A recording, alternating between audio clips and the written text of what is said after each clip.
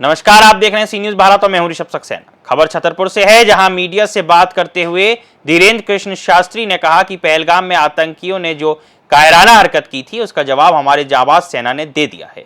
जब आतंकियों के रिश्तेदार, परिवार के सदस्यों की मौत हुई तब उन्हें एहसास हुआ कि दूसरों का घर कैसे उजड़ता है। उन्होंने सेना को सैल्यूट करते हुए कहा कि सेना और देश के प्रधानमंत्री पर हमें गर्व है। पूरा देश आज सेना और प्रधानमंत्री के साथ है। मीडिया को दिए बयान में बागेश्वर महाराज ने कहा कि अभी सिंदूर का हिसाब हुआ है, पूरे मंगलसूत्र का हिसाब बाकी है। आतंकियों ने अपनी नापाक हरकत नहीं छोड़ी तो उन्हें भारी कीमत चुकानी पड़ेगी। आने वाले समय में देश के प्रधानमंत्री और सेना इन आतंकियों को जमीन में दफन कर देंगे। उन्होंने आगे कहा कि दुनिया के कई देशों में आतंकवाद बहुत बड़ी समस्या है, इस नासूर का इलाज इसी तरह होना चाहिए।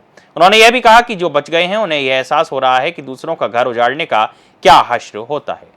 मीडिया से बात करते हुए धीरेन्द्र कृष्ण शास्त्री ने और क्या कुछ बताया, सुनिए। महाराज जी, पाकिस्तान पर हमला किया है, 9 ठिकानों 9 जगहों के 21 ठिकानों पर 24 रॉकेट दागे हैं भारत ने। उनके कई आतंकी मारे गए, कई 100 मारे गए हैं। अब आप इस पर क्या प्रतिक्रिया देंगे? पूरे विश्व के अनेक देशों में एक सबसे बड़ी समस्या है, वो है आतंकवाद। आतंकवाद विश्व के अनेक देशों के लिए सबसे ज़्यादा खतरा, सबसे ज़्यादा नासूर बना हुआ था। हमको लगता है भारत के प्रतिनिधित्व में, भारत के सिंह, भारत की I proud of you Indian army, Bharat की आर्मी के द्वारा निश्चित रूप से बहुत ही जल्दी जो पाकिस्तान के अंदर पल रहे बढ़ रहे सपेरे हैं आतंकवाद के रूप में, वो उनका नामो निशान मिटेगा।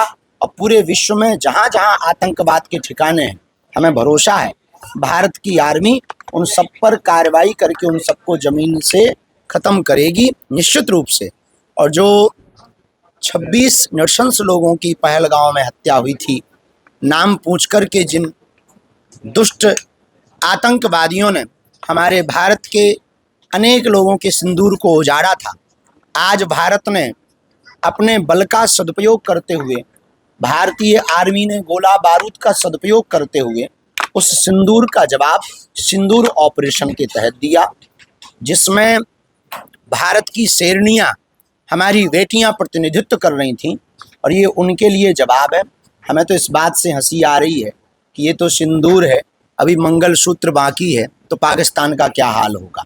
तो निश्चित रूप से भारतीय आर्मी इसके लिए धन्यवाद के पात्र है।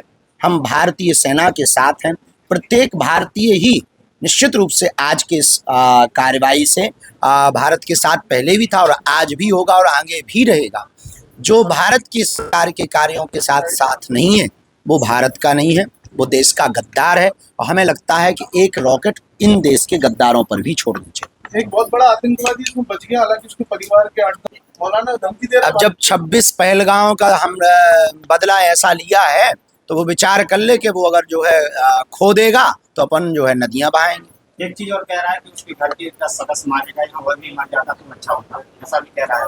नहीं, वो ठीक कह रहा है, लेकिन रोने के लिए हमें छोड़ना भी तो जरूरी था। कोई ना कोई रोने के लिए अपनी आंखों से कम वो देख तो पाता कि कार्रवाई क्या होती है। किसी दूसरे का जब आप घर उजाड़ते हो, आप आतंकवादी बनकर के किसी के घर को उजाड़ते हो, किसी के सिंदूर को उजाड़ते हो, किसी की भाई की कलाई को सूनी करते हो, किसी की बहन की राखी का रक्षाबंधन का धागा ऐसे ही रखा रहता है, जब उसको आप इस प्रकार से परेशान त्रस्त करते हो, उनकी आत्मा को ठेस पहुंचाते हो, तब तुम्हारी आत्मा को कैसा लगा होगा, ये उसको महसूस करने दीजिए। ये भारत की आर्मी ने बहुत ठीक किया है।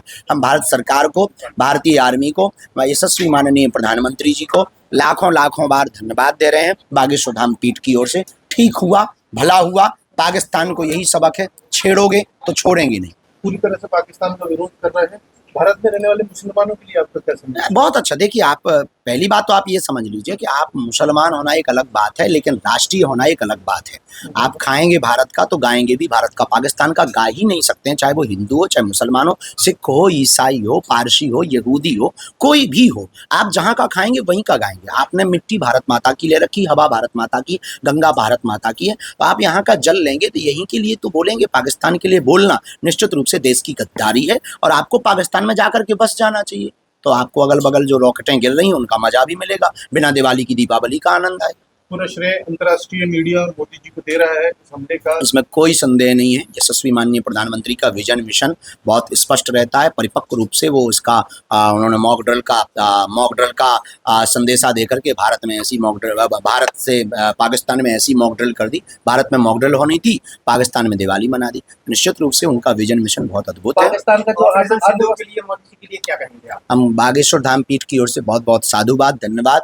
और निश्चित रूप से जो उन्होंने कार्य किया है सराहनीय है, पर हम चाहते हैं कि भारत और सुरक्षित हो, संरक्षित हो और सैन्य संपन्न हो, ताकि पहलगाम वाली घटना दोबारा ना हो, ऐसी हम भगवान से प्रार्थना करते हैं।